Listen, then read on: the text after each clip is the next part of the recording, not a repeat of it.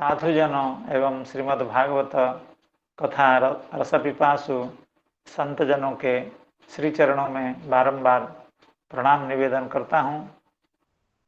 अभी हमारे मित्र श्री केशव जी ने कथा का जो सूत्र बताया कि कल की कथा कहाँ पर रुकी हुई थी एवं आगे हमको क्या कहना है, उसका आपने खूब प्रसंग के साथ अर्थात नवम अध्याय के अंतिम 2 पद्यों का आपने बहुत सुंदर उच्चारण किया एवं वहाँ के प्रसंग को इस प्रसंग से जोड़ करके आपने उसका विवरण दिया। तो जैसा श्री केशव जी कह रहे थे कि मैया ने भगवान को बांध तो दिया, बांध देने के बाद अपने गृह कर्म में व्यस्त हो गई, क्योंकि भगवान ने इतनी अव्यवस्था फैला रखी थी कि मैया को काफ़ी मेहनत करना पड़ा उसके लिए, क्योंकि समस्त दधि भांड वहाँ टूट चुका था। अब इधर उधर दधि का प्रवाह हो रहा था, उसमें नवनीत भी तैर रहे थे, उस जगह की सफाई करनी थी और भगवान की भी सफाई करनी थी।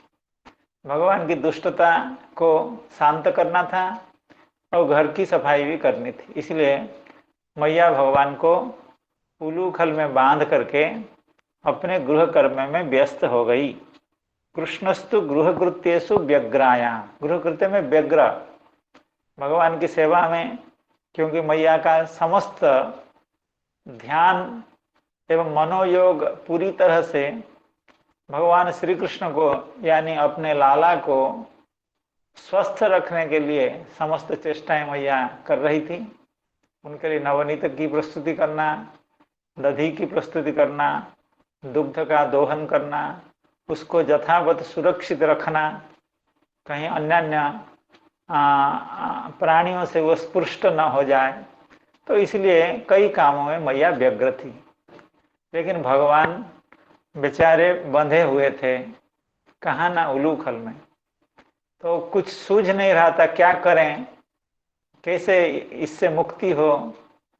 ब्रह्मांड को मुक्ति देने वाले भगवान आज अपनी मुक्ति की चिंता कर रहे हैं एवं नंद बाबा के प्रांगण में जो बहुत पुराना अर्जुन 2 वृक्ष था, उनकी ओर भगवान ने अपनी नजर घुमाई, उधर भगवान ने अपना दृष्टिपात किया और ये दोनों वृक्ष पुरा नारद शापेन वृक्षताम प्रापितो मदात, अर्थात अहंकार के कारण, मत्तता के कारण देवर्षि नारद जी के अभिशाप से ये दोनों वृक्ष नंद बाबा के प्रांगण में इतने दिनों से नंद बाबा के एवं ब्रजजनों की सेवा कर रहे हैं।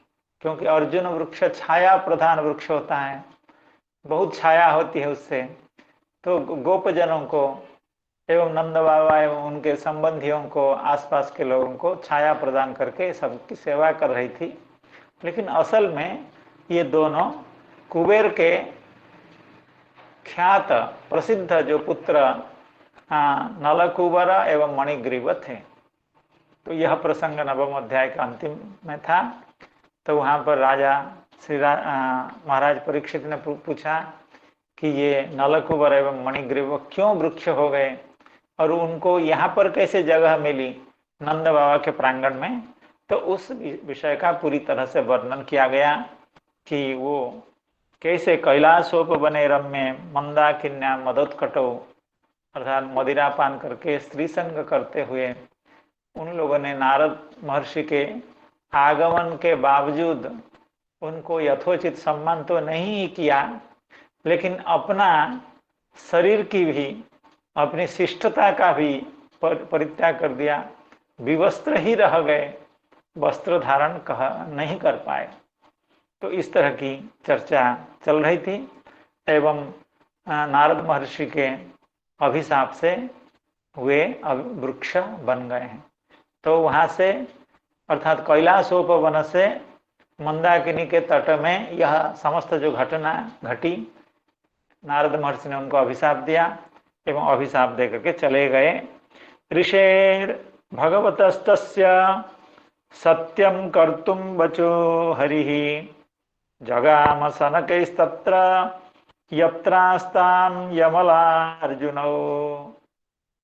तो श्री नारद महर्षि ने तो उनको अभिशाप दे दिया था कि वासुदेवस्य सान्निध्यम लब्ध्वा दिव्य सरच्छते, अर्थात दिव्य 100 वर्ष के पूरे होने पर भगवान वासुदेव का अर्थात नंदनंदन का सान्निध्य प्राप्त करके, उनकी कृपा प्राप्त करके तुम दोनों फिर से स्वर्लोकताम लब्ध्वा, अर्थात आप लोग फिर से तुम दोनों उपदेव के जो स्वरूप है उसको प्राप्त करके भगवत भक्ति को प्राप्त कर लोगे। सबसे बड़ी बात यही है, क्यों, वो तो उपदेव तो थे ही, तो नारद महर्षि ने उनसे उनके ऊपर सबसे बड़ी यही कृपा की कि भगवान की भक्ति के लिए देवर्षि नारद ने संकल्प किया।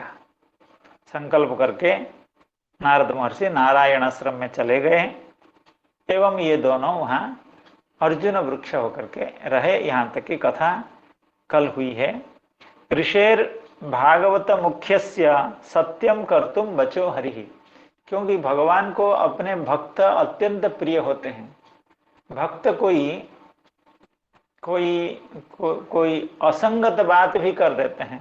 भक्त अगर संगत बात करें, उचित बात करें, या कोई उचित प्रतिज्ञा कर लें या उचित आशीर्वाद कर दें, तो उसकी रक्षा तो भगवान करते ही हैं।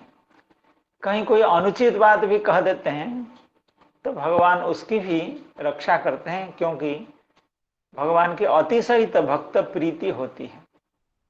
तो इसीलिए भगवान अपने प्रिय भक्त देवर्षि नारद के वाणी को, उनके वचन को सत्य प्रमाणित करने के लिए उस वृक्ष के बीच में प्रवेश कर गए, जो दो यमलार्जुन वृक्ष नंद बाबा के प्रांगण में थे।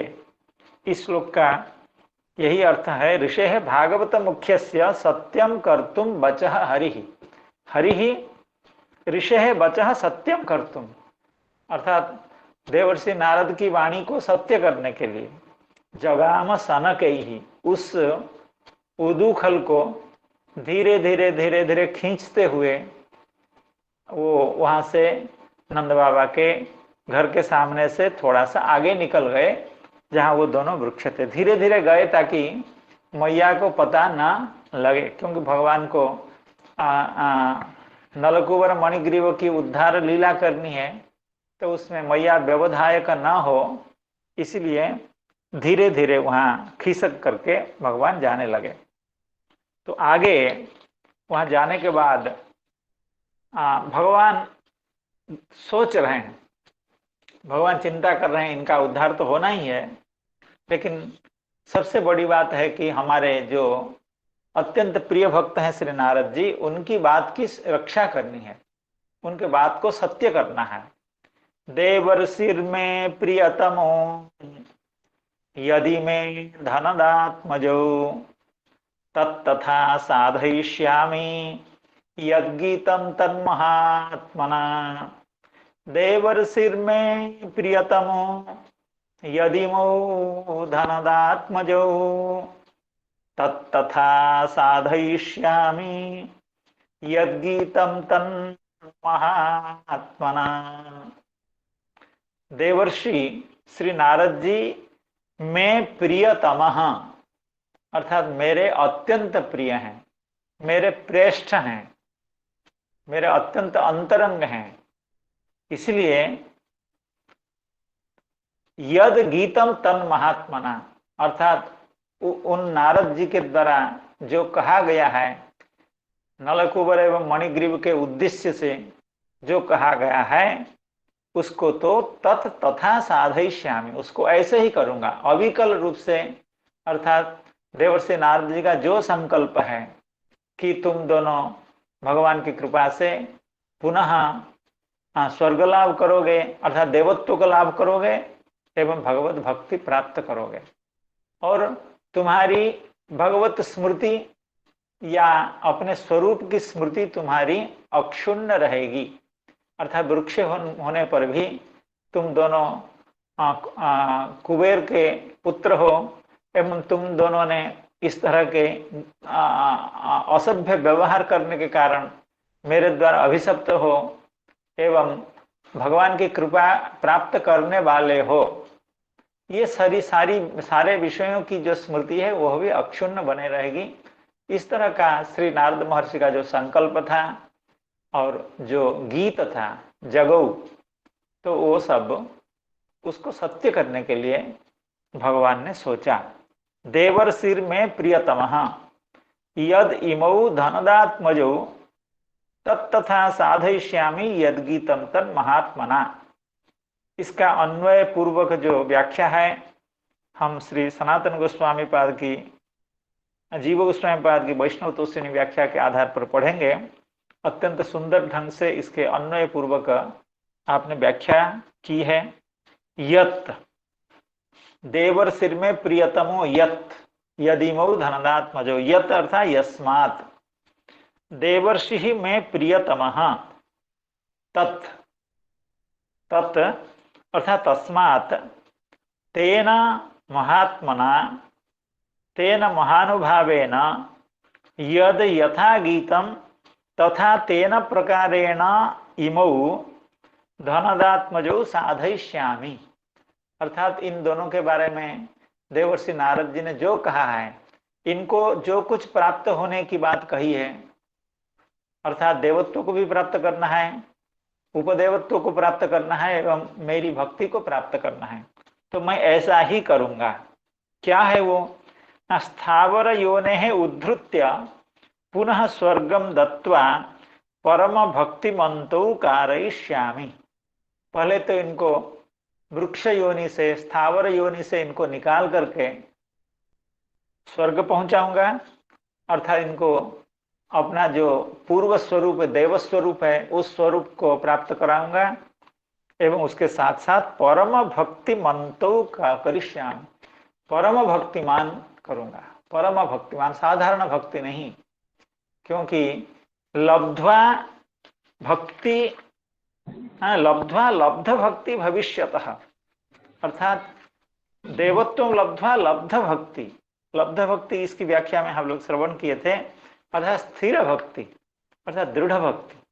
अर्थात नारद जी की कामना थी ये दोनों परम भक्त हों, अतिशयित भक्त हों। तो उसी कामना को, उसी संकल्प को भगवान आज पूरा करने वाले हैं। यत यस्मात् देवर्षि में प्रियतमः तत् तस्मात् तेन महात्मना महानुभावेन यद यथा गीतम तथा तेन प्रकारेण इमौ धनदात्मजौ साधयिष्यामि। क्या है वो? स्थावर योने है उद्धृत्य, स्थावर योनि से इनको उद्धार करके, स्थावर योनि से निकाल करके पुनः स्वर्गम दत्वा, स्वर्ग भी दूंगा और परम भक्ति भी दूंगा। तो ऐसा नहीं कि जो लोग भगवान के भक्त होते हैं उनको दरिद्र बनना पड़ता है, निस्व बनना पड़ता है, ऐसा नहीं। भगवान अपने संकल्प से भगवान देख लेते हैं इस भक्त की कामना क्या है, अर्थात इस भक्त को कैसे रखने से ये सुखी रहेगा एवं हमारी भक्ति अक्षुण्ण रहेगी। इसका बोध भगवान को जितना है हमको उतना हो नहीं सकता है, किसी को भी इतना नहीं हो सकता है। तो उसी तरह से भगवान संकल्प करते हैं, भगवान कृपा करते हैं, इसलिए इनका देवत्व भी बना रहेगा और ये भक्तिमान भी होंगे। तो इसी तरह से तो कोई कोई बड़े बड़े राजा भी भक्त होते हैं और कभी कभी अत्यंत भगवान के भक्त अत्यंत दरिद्र भी होते हैं। तो ये भगवान के संकल्प से जिसके लिए जो उचित है उस तरह की व्यवस्था भगवान करते हैं। देवर्षिर में प्रियतमो यदि में धनदात्मजो तत्तथा साधयिष्यामि यद्गीतम तन्महात्मना। इत्यंतरेणार्जुनयोः कृष्णस्तु यमयोर्ययौ आत्मनिर्वेशमात्रेण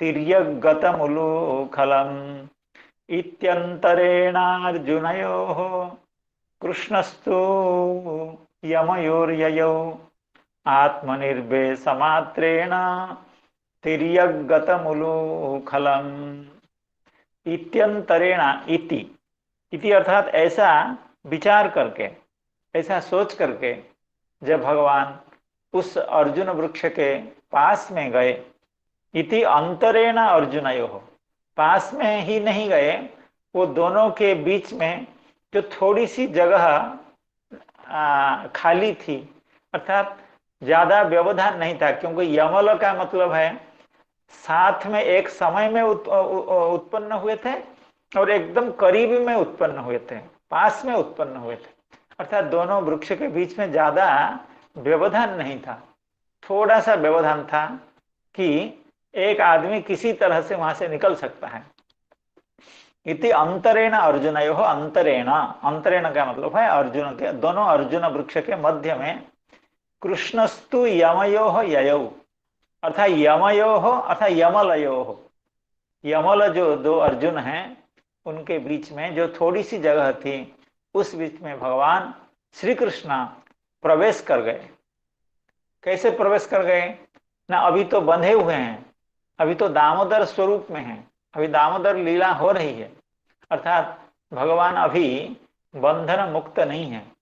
बंधन की अवस्था में भी उस उलूखल को खींचते हुए भगवान दोनों अर्जुन वृक्ष के बीच में जो थोड़ी सी जगह थी उसमें प्रवेश कर गए। इत्यंतरेणार्जुनयोः कृष्णस्तु यमयोः, यमयोः अर्जुनयोः अंतरेण कृष्णः ययौ। उसके बाद क्या हुआ, भगवान उसके मध्य में प्रवेश तो कर गए, थोड़ी सी जगह थी, लेकिन यह जो उदूखल था वो तो काफी बड़ा था, अर्थात भगवान के आकार से उदूखल बड़ा था, लेकिन भगवान अपनी ऐसी शक्ति से उसको खींच खींच करके ले रहे थे, क्योंकि भगवान का संकल्प कुछ दूसरा था, इन दोनों बालकों का उद्धार करना था, कुबेर के दोनों पुत्रों का उद्धार करना था, इसलिए भगवान उसको खींचते खींचते ले जा रहे थे अपनी ईश्वरत्व के सामर्थ्य से। आत्मनिर्वेश मात्रेण, जब भगवान उस दोनों वृक्ष के बीच में प्रवेश कर गए, आत्मनिर्वेश, जब उनका आत्मा का यानी शरीर का निर्वेश हो गया, प्रवेश हो गया, तिर्यक गतम उलूखलम। आश्चर्य की बात है कि वह जो उलूखल वह अन्वक था। अन्वक और तिर्यक का मतलब है अन्वक जा रहा था, अन्वक जा रहा था मतलब सीधे जा रहा था, अर्थात उसकी भगवान जिधर जा रहे थे उधर उसकी लंबाई उधर की ओर थी। लेकिन जब भगवान उस अर्जुन वृक्ष, दोनों वृक्षों के अंदर बीच में प्रविष्ट हो गए, तो वह जो उलूखल था वो अन्वक न होकर के तिर्यक हो गया। तिर्यक अर्थात इधर पहले लंबाई में जा रहा था, अब उसका लंबाई दूसरी तरफ हो गया, अर्थात वो चौड़े में आ गया। इसके चलते क्या हो गया ना, दोनों वृक्ष के साथ वो टकरा गया, अर्थात वृक्ष के साथ, और वह निकल नहीं पाया। भगवान तो निकल गए, क्योंकि अभी भगवान बहुत बालक हैं, छोटे हैं, तो जो थोड़ी सी जगह थी दोनों अर्जुन वृक्ष के बीच में, उसमें तो भगवान प्रविष्ट हो गए, लेकिन उलूखल नहीं प्रवेश पा पाया। उलूखल अगर अन्वक होता अर्थात लंबाई में रहता तो निकल जाता भगवान के साथ, लेकिन वह भगवान के संकल्प से तिर्यक हो गया। तिर्यक हो गया अर्थात उसकी जो लंबाई थी वो दोनों वृक्षों से वो दोनों हिस्सा, उसका अग्रभाग और उसका पृष्ठभाग, एक अग्रभाग तो एक अर्जुन के मूल में टकराया, और दूसरा जो पृष्ठभाग है वह दूसरे अर्जुन वृक्ष के मूल में टकराया। तिर्यक गतम उलूखलम, इस तरह से उलूखल तिर्यक हो गया। इत्यंतरेणार्जुनयोः कृष्णस्तु यमयोर्द्वयोः यमयोर्ययौ आत्मनिर्वेशमात्रेण तिर्यगतम उलूखलम। इसको भी श्री जीव गोस्वामी पाद की जो वैष्णव तोषिणी व्याख्या है उसके आधार से हम लोग पढ़ेंगे। इति अस्मात् हेतु हो इत्यंतरेण अर्जुनयो, इति मतलब इस कारण से। क्या कारण था? कृत महद अपराधयो मद बाल्य लीला क्रीडन कर्ता प्राप्तिव तादृशत्वम स्यात्। अर्थात श्री महर्षि देवर्षि नारद जी का जो संकल्प था कि इनको देवता भी बनाना है और इनको भक्त भी बनाना है, ये कैसे संभव होगा? तो भगवान कृत महद अपराधयो, अर्थात महत के चरण में इन दोनों ने अपराध किया है। महद अपराध, महाअपराध नहीं, महत अपराध। महत अर्थात महत जनों के चरणों में, अर्थात देवर्षि नारद के चरण में इन दोनों ने अपराध किया है। कृत महद अपराधयो मद बाल्य लीला क्रीडनकता प्राप्ति, अर्थात इनको मैं अपनी जो यह बाल्य लीला कर रहा हूं, इस बाल्य लीला में अगर ये दोनों क्रीडनक बन जाएंगे, अर्थात हमारी क्रीड़ा की सामग्री बन जाएंगे। एक तो सामग्री मैया ने हमको लगा दी है हमारे उधर से, वो तो है ही, वो तो है ही उलूखल, एक क्रीड़ा की सामग्री वो है। और जो दाम है, जो रज्जु है, वो भी क्रीड़ा की सामग्री है। और इन दो सामग्री के साथ ये दो अगर क्रीड़ा की सामग्री हो जाएंगे तब इनका कल्याण होगा। अर्थात इनका कल्याण तो कैसे भी हो सकता था भगवान के संकल्प से, लेकिन भगवान की जो इच्छा है और संकल्प है, भगवान संकल्प कर रहे हैं इन दोनों अर्जुन वृक्षों को मैं अपनी लीला की सामग्री के रूप में अब स्वीकार करूंगा। हाँ, कृत महद अपराधयो मद बाल्य लीला क्रीडनकता प्राप्त्या एव, मेरी बाल्य लीला की जो क्रीडनक, अगर ये क्रीडनक बनेंगे तभी उनका यह कल्याण होगा। तादृशत्वम स्यात्, वैसा होगा जैसे नारद महर्षि ने कहा है। इति विचार्य, इति इत्यंतरेणार्जुनयोः, इति शब्द का इतना अर्थ है, अर्थात ये महाजन के चरण में अपराध किया है दोनों ने, और इनको अगर मैं अपनी बाल्य लीला की क्रीडनक बनाऊंगा, क्रीड़ा का साधन बनाऊंगा, तब जैसे श्री नारद महर्षि का संकल्प है वैसे हो पाएगा। तादृशत्वं स्यात् इति विचार्य इत्यर्थः। इति अस्माद् हेतुः कृत महदपराधयोः मद बाल्य लीला क्रीडनकता प्राप्त्या एव तादृशत्वं स्यात् इति विचार्य इत्यर्थः। तिर्यगतमुलूखलम, श्री भगवत अभिप्रायानुसारेण तिर्यक्त्वं प्राप्तम। अभी भगवान जब अपने घर के पास से आ रहे थे तो वो तो अन्वक था, वो तिर्यक नहीं था, अर्थात उनके पीछे पीछे लंबाई से चल रहा था वो उलूखल, लेकिन यहाँ आकर के वह तिर्यक हो गया। ये कैसे हो गया ना? श्री भगवत अभिप्रायानुसारेण, क्यों भगवान इन दोनों को अपनी लीला में क्रीडनक बनाना चाहते हैं, क्रीड़ा की सामग्री बनाना चाहते हैं। तो भगवान जैसे चाहते हैं, भगवान सत्य संकल्प हैं और भगवान भक्त वत्सल हैं। श्री नारद जी की बात को सत्य करना है और इन दोनों को भी उद्धार करना है। क्योंकि ये दोनों भी कोई सामान्य बालक नहीं है, श्री कुबेर जी के पुत्र हैं। और कुबेर जी भगवान का बहुत बड़ा काम करते हैं, क्योंकि कोई भी जो ट्रेजरर होता है वो अत्यंत विश्वस्त व्यक्ति होता है, तभी वो ट्रेजरर बनता है। तो कुबेर भगवान के भक्त हैं, क्योंकि उनको इतना संपत्ति का मालिक भगवान ने बनाया है, तो इसलिए वे तो भगवान के प्रिय हैं। और तो प्रिय के ये दोनों पुत्र, इनका भी कल्याण हो, यह भी संकल्प था भगवान का। इसीलिए भगवान के संकल्प से वह जो उलूखल था, जो अन्वक था, वह भी तिर्यक हो गया। तिर्यक वक्रे तिरोर्थे च, अर्थात वक्र अर्थ में भी तिर्यक शब्द का प्रयोग होता है। अर्थात सीधे आ रहा था वो वक्र हो गया, अर्थात दोनों वृक्षों से टकरा गया। अत्र मात्र पदेन यत्नं विनेति ध्वन्यते, श्लोक में है इत्यंतरेणार्जुनयोः कृष्णस्तु यमयोर्ययौ आत्मनिर्वेश मात्रेण। आत्मनिर्वेश मात्रेण अर्थात भगवान का जब निर्वेश हुआ अर्थात उन दोनों वृक्षों के बीच में प्रवेश हुआ उसी से ही, अर्थात अलग से कोई भगवान ने कोशिश नहीं की। आत्मनिर्वेश मात्रेण अत्र मात्र पदेन यत्नम विनेति ध्वन्यते। भगवान ने उसको ऐसे कोई प्रयत्न करके, जैसे हम लोग कभी कोई काम करते हैं तो प्रयत्न करके उसको तिर्यक बनाए हों, ऐसी बात नहीं है, लेकिन भगवान के संकल्प से ही वह तिर्यक हो गया। बल्कि भगवान के संकल्प की भी जरूरत नहीं है, वो आगे उसको बताएंगे। अत्र मात्र पदेन यत्नम विनेति ध्वन्यते।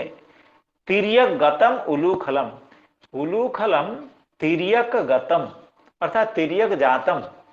तो यहाँ गतम श्री जीव गोस्वामी पाद कह रहे हैं, गतम इति तस्यैव कर्तृत्वम इति तस्य सचेतनत्वम इव सूचितम। तिर्यक गतम उलूखलम अर्थात वह उलूखल तिर्यक हो गया। तिर्यक हो गया इसका मतलब है वो तिर्यक होने का कर्ता वो स्वयं है। उसको, उस उलूखल को भगवान ने तिर्यक नहीं बनाया, वे खुद तिर्यक हो गए। क्योंकि यहाँ जो गतम है, गम धातु से जो क्त प्रत्यय है वो कर्ता अर्थ में है, अर्थात वो जैसे तिर्यक कृतम नहीं है, तिर्यक कृतम उलूखलम ऐसा भी कह सकते थे। अर्थात भगवान ने उसको तिर्यक बनाया अपने संकल्प से या अपने चेष्टा से, ऐसा नहीं। तिर्यक गतम उलूखलम, वह उलूखल तिर्यक बन गया, अर्थात तिर्यक बनने का कर्ता भी वही है, क्योंकि क्त प्रत्यय यहाँ कर्ता अर्थ में हुआ है। गत्यर्थागर्मक श्लिष सिंह इत्यादि सूत्र के द्वारा तिर्यक गतम उलूखलम। तो इससे सचेतनत्वमिव सूचितम। श्री जीव गोस्वामी पाद का कहना है भगवान की लीला में सब कुछ सचेतन होता है, अर्थात भगवान जैसे परम चेतन है, भगवान के लीला में जो भी सामग्री है, वो दाम भी है या वो उलूखल भी है, वो अर्जुन भी है, ये भी सचेतन है। तो इसलिए उसको कर्ता के रूप में यहाँ प्रकाशित किया गया है। सचेतनम एवं सूचितम तच्च लीला सकते है स्वयं सर्व संपादकत्वेन। क्योंकि भगवान की जो लीला शक्ति है वो सब व्यवस्था कर रही है। भगवान की लीला शक्ति, भगवान की अनंत शक्तियों में जो लीला शक्ति है वो लीला शक्ति समस्त व्यवस्था कर रही है कि इनका उद्धार कैसे हो। और उलूखल अगर तिर्यक होगा, भगवान उसको खींचेंगे तो वृक्षों का निपात होगा। इस तरह की भगवान की जो लीला शक्ति है उसके संकल्प से, उसकी चेष्टा से यह जो उलूखल है वो तिर्यकगत हो गया। तच्च लीला शक्ति स्वयं सर्व संपादकत्वेन यथा हरिवंशे। श्री जीव गोस्वामी पाद उदाहरण देते हैं हरिवंश में। तद्दाम तस्य बालस्य प्रभावात अभवद दृढ़म। क्योंकि देखिए भगवान अभी खींचेंगे और वो दोनों वृक्ष गिरेंगे तो कितना सामर्थ्य लगाना हुआ होगा। तब तक तो चाहे वो उलूखल न टूटे लेकिन रज्जु को तो टूट जाना चाहिए था। दोनों वृक्षों को गिराने का सामर्थ्य एक छोटी सी रज्जु, हमारे प्रिय प्रभु श्री हरे कृष्ण प्रभु जी जैसे बता रहे थे कि मैया का बेणी बंधन की जो रज्जु थी वो कोई बहुत हल चलाने वाला रज्जु नहीं था, भगवान के उदर में बंधा हुआ था। अत्यंत सूक्ष्म पट्ट रज्जु तो अत्यंत हल्का रज्जु, उससे मैया ने भगवान को बांधा था। तो उस रज्जु को खींचने से वो रज्जु तो टूट जाना चाहिए था, लेकिन वो रज्जु सचेतन है और वह उलूखल भी सचेतन है और दोनों वृक्ष तो सचेतन है ही। तो भगवान की लीला शक्ति यह सब संपादना कर रही है। तद्दाम तस्य बालस्य प्रभावात अभवद दृढ़म। वह दाम तस्य बालस्य प्रभावात अर्थात भगवान की जो अचिंत्य शक्ति है उस अचिंत्य शक्ति के कारण वह जो रज्जु है, वो जो दाम है, वो जो रस्सी है जिससे भगवान का उदर को बांधा गया था वो दृढ़ हो गया। अर्थात इतना दृढ़ हो गया कि उसको खींचने पर भी वह वृक्ष को गिराने में उसमें सामर्थ्य आ गया, न कि वो टूटा। तद्दाम तस्य बालस्य प्रभावात अभवद दृढ़मिति पाद में, अर्थात इति हरिवंश में कहा गया है।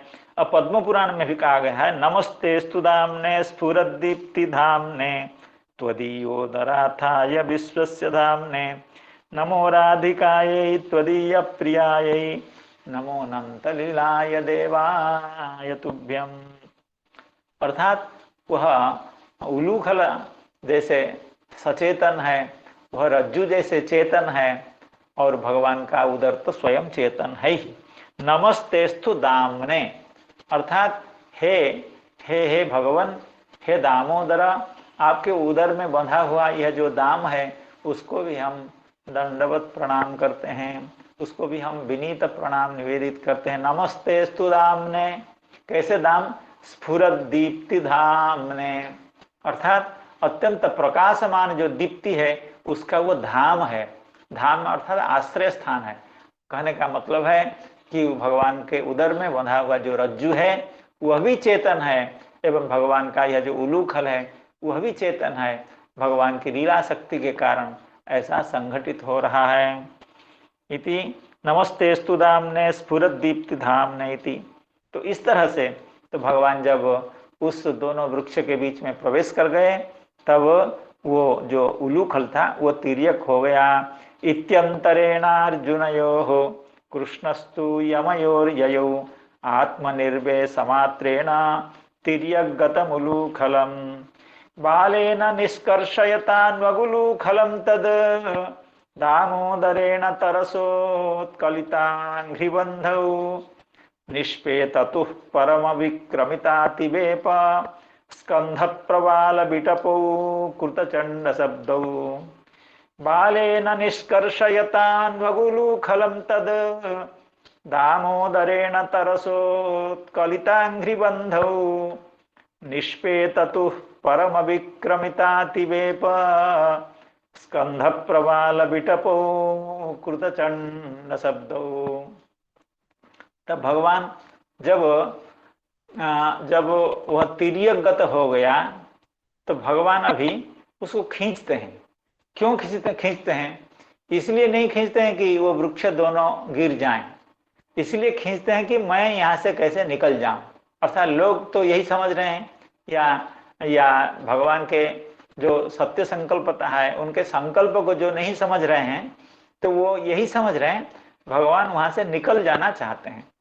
तो बालेन निष्कर्षयता अन्वक उलूखलम, उलूखलम निष्कर्षयता बालेन दामोदरेण, अर्थात अभी दामोदर भगवान जो दामोदर स्वरूप में हैं, जिनके उदर में दाम बंधा हुआ है, और जो बाल स्वरूप में उनके द्वारा, और वो क्या कर रहे हैं? निष्कर्षयता, निष्कर्षयता का मतलब है आकर्षता, वो आकर्षण कर रहे हैं। किसको?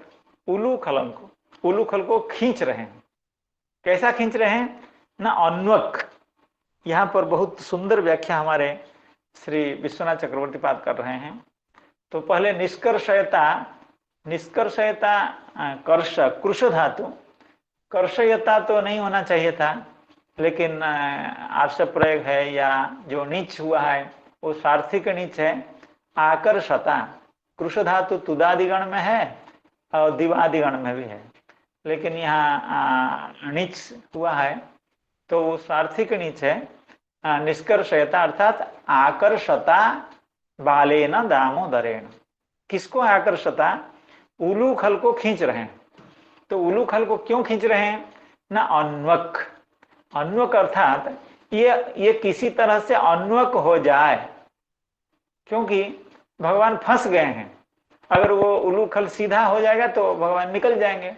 तो यहाँ पर श्री विश्वनाथ चक्रवर्ती पाद इस तरह के अर्थ किए हैं कि यह क्रिया का विशेषण है अन्वक। अन्वक यथा स्यात् तथा निष्कर्षयता आकर्षता। ऐसा होता है, कहीं फंस जाता है कोई चीज तो हम लोग कोशिश करते हैं कि वो निकल जाए। तो ये जो उलूखल फंस गया है उसके चलते भगवान आगे जा नहीं पा रहे हैं। इसलिए अन्वक यथा स्यात् तथा निष्कर्षयता, ऐसे भगवान कोशिश कर रहे हैं। तब दामोदरेण, अर्थात दामोदरेण बालेन दामोदरेण उलूखलम निष्कर्षयता। कैसे? ना अन्वक यथा स्यात्, अर्थात वो लंबा हो जाए, अर्थात दोनों वृक्षों से खिसक जाए, दोनों वृक्ष में जो फंसा हुआ है, जो जो लग गया है, तो उससे वो निकल जाए, इस तरह से खींच रहे थे। कैसे खींच रहे? तरसा, अर्थात खूब जोर भी लगा रहे थे, वेग भी लगा रहे थे, बल भी लगा रहे थे, बलपूर्वक आकर्षयता। तब क्या हुआ ना, कलिता, आश्चर्य हुआ, कलितांघ्रिबंध उत्कलितांघ्रिबंधो, ये जो दोनों अर्जुन वृक्ष थे कैसे थे ना, परम विक्रमिता तिबेप स्कंध प्रवाल विटपो तौ अर्जुनौ, ये दोनों अर्जुन वृक्ष निष्पेततुहु, गिर गए, अर्थात भगवान के खींचने से, भगवान तो खींच रहे हैं उसको सीधा बनाने के लिए ऊदुखल को, लेकिन वो सीधा हो नहीं रहा है, और भगवान अपनी पूरी शक्ति का वहां प्रयोग कर रहे हैं। तो भगवान जब शक्ति का प्रयोग कर रहे हैं तो वृक्ष गिरे बिना कैसे रह सकते हैं, इसलिए दोनों वृक्ष निष्पेततुहु, कैसे ना, उत्कलित अंघ्रिबंधौ, उनका जो अंघ्रिबंध है वृक्ष का, यही सबसे बड़ा सामर्थ्य है। क्योंकि हम ऊपर देखते हैं कितना वृक्ष फैला हुआ रहता है, लेकिन वे कैसे संभव है कि एक वृक्ष जो उसका जो मिट्टी से ऊपर वाला हिस्सा वो इतना बड़ा नहीं होता है, लेकिन वो ऊपर जाकर के छाता जैसे हो जाता है, लेकिन उसको पकड़ करके कौन रखता है? उसका जो अंघ्रिबंध, अर्थात उसके जो जड़, वो जड़ जो मिट्टी में गड़े रहते हैं, उसी के चलते इतना बड़ा वृक्ष बाहर खड़ा हुआ दिखता है, और कितना कितना हवा का सहन करता है, बात्या का सहन करता है, वृष्टि का सहन करता है, सब कुछ सहन करता है। तो उसका मूल है अंघ्रिबंध, लेकिन भगवान के खींचने से वो अंघ्रिबंध अभी उत्कलित हो गया, उत्कलित अर्थात उखड़ गया, अर्थात भगवान के खींचने से इतना बड़ा वृक्ष, इतना प्राचीन वृक्ष जिनके जड़ भूमि के अत्यंत नीचे जा चुके थे, वो जो जड़ है वो निकल करके ऊपर आ गया।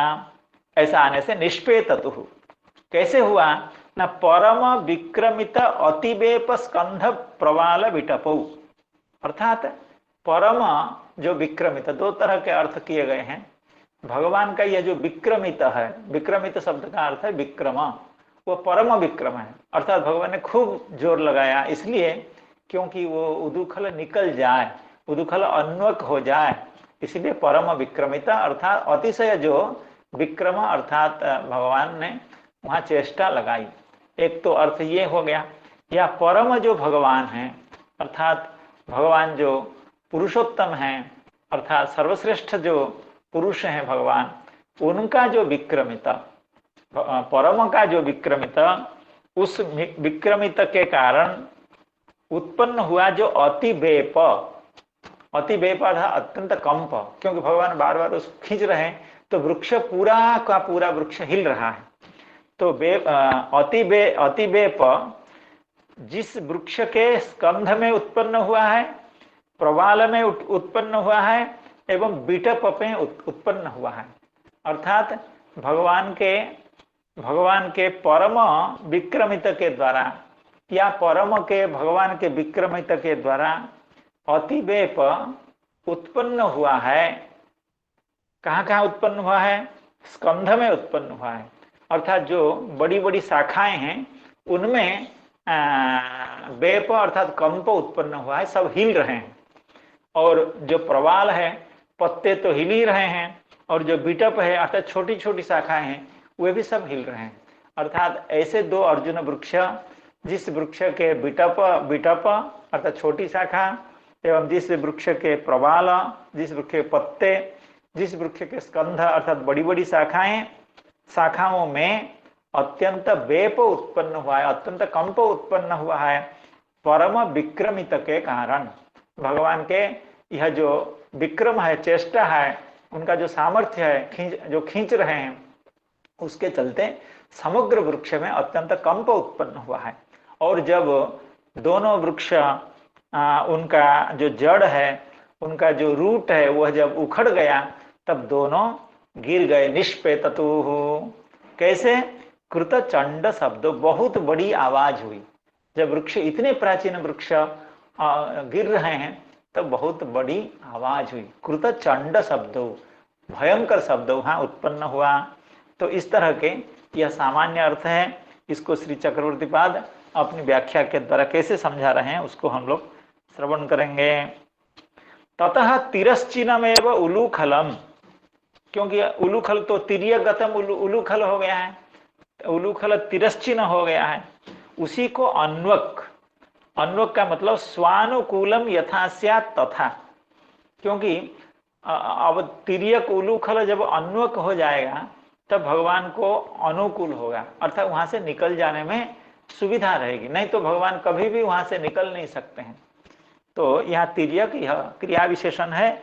स्वानुकूलम यथा स्यात् तथा निःशेषेण कर्षता बालेन, निःशेषण अर्थात पूरा सामर्थ्य, पूरी शक्ति लगा करके भगवान उसको खींच रहे हैं। बालेन उत्कलितेन, उत्कलितः उत्पाटितः अंघ्रिबंधः ययोः, अर्थात उन दोनों वृक्षों के जो अंघ्रिबंध थे, अर्थात उनका जो पकड़ थी, उनके जड़ों की भूमि में जो पकड़ थी, वह पकड़ उत्कलित हो गया, अर्थात खुल गया, अर्थात वह उखड़ गया। उत्पाटितः अंघ्रिबंधः ययोः तौ परम विक्रमितेन, यहाँ पर श्री चक्रवर्तीपाद लिखते हैं परम विक्रमितेन, अर्थात अति बलेन। यहाँ परम को विक्रमित का विशेषण किया है आपने, लेकिन और व्याख्याकारों ने परम का जो विक्रमित है ऐसा भी अर्थ कर रहे हैं।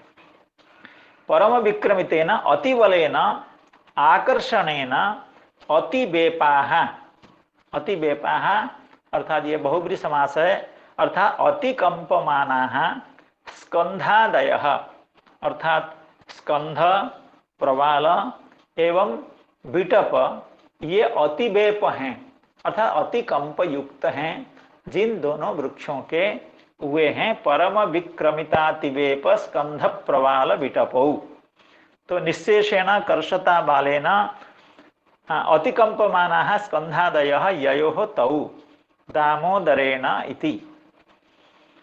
सच अर्थात दामोदरेण आकर्षता, अर्थात दामोदरेण निःशेषेण कर्षता।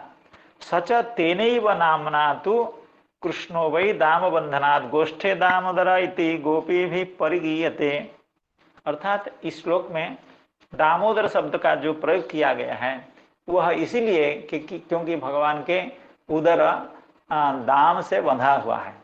तो श्री चक्रवर्तीपाद यहाँ हरिवंश वंश की उक्ति को उद्धार करके कहते हैं सच तेनैव नाम्ना तु कृष्णो वै दाम बंधनात्, कृष्ण को दाम से बांधने के कारण, रज्जु से बंधे जाने के कारण, दाम से बंधे जाने के कारण गोष्ठे दामोदर इति गोपी भी परिगीयते, तो गोपी लोग भगवान को अत्यंत प्रेम से, अत्यंत प्यार से दामोदर दामोदर ऐसा ही बुलाते हैं, क्योंकि वह लीला अत्यंत दिव्याति दिव्य लीला, उस लीला को कोई भूलना नहीं चाहते हैं।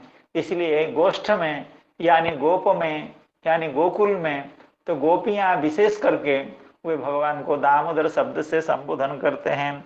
सच तेनैव नाम्ना तु कृष्णो वै दाम बंधनात्, दाम में बंधन के कारण, सच तेनैव नाम्ना तु कृष्णो वै दाम बंधनात् गोष्ठे दामोदर इति गोपी भी परिगीयते इति हरिवंशोक्ता प्रसिद्धि स्मारिता, अर्थात भगवान की दामोदर के रूप में जो प्रसिद्धि है उसी प्रसिद्धि को बताने के लिए यहाँ पर दामोदर शब्द का श्लोक में प्रयोग किया गया है। बालेन निष्कर्षयतान्वगुलूखलं तद दामोदरेण तरसोत्कलितांघ्रिबंधौ निष्पेततुः परम विक्रमितातिवेप स्कंध प्रवाल बिटपो कृतचंड शब्दो। अब वृक्ष तो गिर गया और इतनी बड़ी आवाज, भयंकर शब्द उत्पन्न हो गया। तत्र श्रिया परमया ककुभः स्फुरन्तौ सिद्धा भूपेत्य कुजयोरिव जातवेदाः कृष्णं प्रणम्य शिरसाखिललोकनाथं बद्धांजलि विरजसा विदमुचतुः स्म। तत्र श्रिया परमया ककुभः स्फुरन्तौ सिद्धाबुपेत्य कुजयोरिव जातवेदाः कृष्णं प्रणम्य शिरसाखिलोकनाथं बद्धांजलि विरजसा विदमुचतुः स्म। तत्र श्रिया, अब विचित्र घटना हुई। तो एक बात यहाँ स्मरण व्याख्याकार आगे कहेंगे कि वृक्षों के गिरने पर भगवान का इन दोनों पुत्रों से, कुबेर के दोनों नलकुबर एवं मणिग्रीव से जो बातचीत हुई, क्योंकि उनकी मुक्ति तो हो गई, ये वृक्ष से दोनों देवता स्वरूप में निर्गत हुए। निर्गत होकर के भगवान को आपने प्रणाम का निवेदन किया, भगवान से प्रार्थना की एवं भगवान को संतुष्ट किया एवं भगवान को कृतज्ञता का निवेदन किया। तो ये थोड़ी देर तक यह काम चलता रहा, अर्थात भगवान के साथ ये कुबेर के दोनों पुत्रों की बातचीत हुई और दोनों ने स्तुति की। लेकिन यह जो वृक्ष गिरने का जो इतना बड़ा चंड शब्द हुआ, इतना प्रचंड शब्द हुआ, यह शब्द गोपवासियों को, गोकुलवासियों को सुनाई नहीं दिया है भगवान के संकल्प से। क्योंकि अगर शब्द सुनाई देता तो तुरंत आ जाते, और ये जो दोनों कुबेर के पुत्र हैं वो भगवान से आलाप नहीं कर सकते थे। इसका यही अर्थ हुआ कि अभी पहले ये दोनों भगवान से कुछ आलाप करेंगे, भगवान की स्तुति करेंगे, उसके बाद गोकुल के निवासी मैया बाबा ये सब आकर के भगवान का उद्धार करेंगे। तत्र श्रिया परमया ककुभ स्फुरन्तौ सिद्धावुपेत्य कुजयोरिव जातवेदा। अर्थात ये कह रहे हैं जातवेदा इव, अर्थात जैसे अग्नि अत्यंत प्रज्वलित एवं तेजस्वी होता है, प्रकाशमान होता है, उसी तरह से श्रिया परमया, उनकी जो परम श्री है, क्योंकि श्री नारद महर्षि की कृपा, भगवान की कृपा, ये भक्त की कृपा, भगवान की कृपा को सम्मिलित रूप में अभी प्राप्त किए हुए हैं। इतने दिन तक ये 36,000 वर्ष तक जो तपस्या थी या जो वृक्ष रूपता थी वह भी समाप्त हुई है। समस्त तपस्याओं के फल अभी भोग करने वाले हैं, अर्थात भगवान की कृपा को प्राप्त करना है, भगवान की भक्ति को प्राप्त करना है। नारद महर्षि की कृपा, भगवान की कृपा जब एकत्र हो गई तब परम श्री उनके शरीर में प्रतिभात हुआ। तत्र श्रिया परमया, अर्थात परम श्री अत्यंत सौंदर्य उनके शरीर में प्रकाशमान हो गया। ककुभ स्फुरन्तौ, अर्थात उनके शरीर की श्री के कारण, शरीर की तेजस्विता के कारण समस्त ककुभ, ककुभ का मतलब है समस्त दिशाएं अत्यंत दैदीप्यमान हो गई। जैसे आलोक के प्रकाश से संपूर्ण सदमा, संपूर्ण घर प्रकाशित हो जाता है या संपूर्ण दिशाएं प्रकाशित हो जाती हैं, उसी तरह से इनके शारीरिक जो कांति है, जो परम श्री है, उस श्री के द्वारा समस्त दिशाएं प्रकाशित हो गई। यहाँ दो तरह से अर्थ है, अर्थात ये चारों ओर प्रकाशित हुए, समस्त दिशाओं में इनका स्वरूप प्रकाशित हुआ, या इन दोनों ने समस्त दिशाओं को प्रकाशित की, उसकी व्याख्या में हम लोग श्रवण करेंगे। तो परम श्री के द्वारा समस्त दिशाओं को स्फुरन्तौ अर्थात प्रकाशयन्तौ, सिद्धौ, सिद्धो अर्थात प्राप्त पूर्व रूपो, अर्थात उनका जो देवता का स्वरूप था वही स्वरूप अभी वो प्राप्त किया, इसलिए वो सिद्ध। इतना ही नहीं, भगवत भक्ति को भी प्राप्त कर लिया, भगवान का साक्षात अभी दर्शन कर रहे हैं, अभी स्तुति करेंगे, भगवान से बात करेंगे, और क्या चाहिए। यही तो भक्ति जीवन का सर्वश्रेष्ठ प्राप्ति है। इसलिए सिद्ध का केवल इतना ही मतलब नहीं है कि प्राप्त पूर्व रूपो, बल्कि पूर्व रूप तो देवता का रूप था, अभी तो भक्त श्रेष्ठ का जो स्वरूप है उसको आपने प्राप्त कर लिया। और कुजयो हो इव जात वेदा इव कुजयो हो, अर्थात कुजयो का मतलब कुज शब्द का अर्थ है वृक्ष। कौ पृथिव्याम जायते इति कुजः वृक्षः, तो कुजयो हो अर्थात उन दोनों वृक्षों से निकल करके वे आए, अर्थात दोनों वृक्षों से जब वृक्ष दोनों गिर गए उसके बाद वो उन दोनों कुजों से, उन दोनों वृक्षों से वे निर्गत होकर के आए एवं वन्य की तरह अपनी श्री के द्वारा समस्त दिशाओं को प्रकाशित कर रहे थे एवं सिद्ध हो गए थे, अर्थात अपने स्वरूप को प्राप्त किए थे एवं भगवान की परम प्रेम भक्ति को प्राप्त किए हुए थे। ऐसा जब हो जाता है तब भगवान को प्रणाम करने के अतिरिक्त और कुछ करने की जरूरत नहीं होती है। कृष्णम प्रणम्य शिरसा अखिल लोकनाथम, समस्त लोक के नाथ अखिल ब्रह्मांडपति भगवान नंदनंदन श्री कृष्ण को शिरसा प्रणम्य, कृष्णम प्रणम्य शिरसा अर्थात नतमस्तक होकर के दंडवत प्रणाम किया। कृष्णम प्रणम्य शिरसा अखिल लोकनाथम, प्रणाम किया एवं प्रणाम करके उठ करके खड़े हुए कैसे? बद्धांजलि, बद्धांजलि अर्थात दोनों करों को मिला करके प्रणाम की मुद्रा में, नमस्कार करने की मुद्रा में भगवान के सामने उपस्थित होकर के इदमु चतुस्म अर्थात ऐसा बखान करने लगे, भगवान की स्तुति इस तरह से करने लगे। तत्र श्रिया परमया ककुभः स्फुरन्तौ सिद्धावुपेत्य कुजयोरिव जातवेदाः कृष्णं प्रणम्य शिरसा अखिल लोकनाथं बद्धांजलि विरजसा विदमु चतुस्म। बद्धांजलि, बद्धांजलि होकर के दोनों करों को मिला करके दोनों कर पद्मों को मिला करके इदम ऊचतु भगवान की को इस तरह से स्तुति की। इसकी व्याख्या हम दो व्याख्याकारों के आधार पर श्री श्रीधर स्वामीपाद की व्याख्या एवं सिद्धांत प्रदीपकार जो सुखदेव प्रभु हैं उनकी व्याख्या के आधार पर पढ़ेंगे। तो श्रीधर स्वामीपाद क्या कह रहे हैं? ककुभः प्रति सर्वतः स्फुरंतो इत्यर्थः, अर्थात समस्त दिशाओं में ये स्फुरित हो रहे हैं, अर्थात उनकी तेजस्विता इतनी बढ़ गई है, लग रहा है कि सभी दिशाओं में यही दोनों प्रकाशमान हो रहे हैं। यद्वा दिशा प्रकाशयंतो, दो बातें हैं, लग रहा है कि प्रत्येक दिशा में ये दोनों नलकुबर प्रकाशमान हो रहे हैं, एक बात तो यह है, या दूसरी बात है दिशा प्रकाशयंतो, दोनों दिशाओं को प्रकाशित कर रहे हैं। तत्र कुजयोः वृक्षयोः स्थितः अग्निर्जथा, दो तरह की बात है, अर्थात कुजयोः अग्निर्जथा एक भी ऐसी भी व्याख्या है, या अग्निजथा कुजयोः मतलब कुज से निकल करके, ऐसी भी व्याख्या है।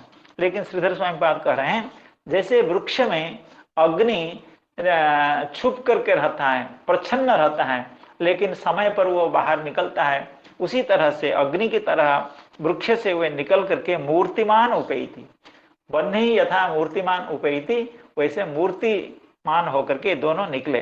बीरजसौ निर्गत मदौ, आज तक रजोगुण का जो प्रभाव था वो तो अभी नष्ट हो चुका है, क्योंकि 36,000 वर्ष तक तपस्या करने के बाद रजोगुण कहाँ रहेगा, और भगवान के दर्शन के बाद कैसे रहेगा। निरहंकारिणो नष्ट गर्भो इति जावत। तो ये श्रीधर स्वामी की व्याख्या है, और भगवान की कृपा से हम कल जो दूसरी व्याख्या है उसका भी अध्ययन करेंगे। तो यहाँ तक की कथा की परिसमाप्ति होती है। आप सबके चरणों में बारंबार प्रणाम निवेदन करते हुए आज की कथा की परिसमाप्ति यही करना चाहते हैं। हरे कृष्ण कृष्ण कृष्ण हरे हरे, हरे राम राम राम हरे।